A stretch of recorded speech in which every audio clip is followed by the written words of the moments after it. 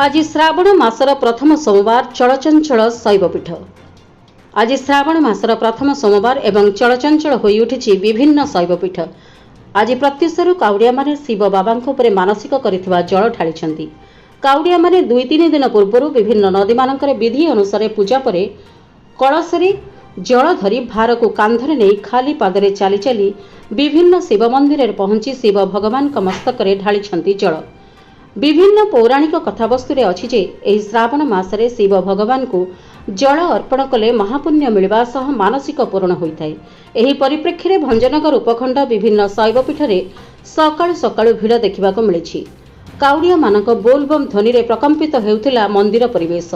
काउडिया भक्तंक गहली को देखि विभिन्न शैवपीठ मानकरे सुरक्षा व्यवस्था सह परिचालना कमिटी द्वारा दर्शन व्यवस्था बेस सुरखुरु रे हेबा पई व्यवस्था होइतिला। आज भंजनगर ब्लॉक बांछेश्वर, बेलेश्वर, जीवनेश्वर प्रभृति शिव मंदिर रे गहली होइतिला।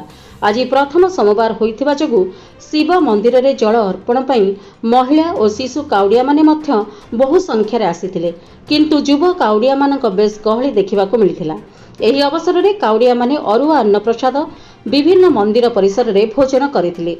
प्रथम सोमवार रे पाग अनुकूल थिबा जगु काउडियांक संख्या अधिक थिला। भंजनगर पुरुषोत्तम महापात्रଙ୍କ रिपोर्ट जन अधिकार लाइव।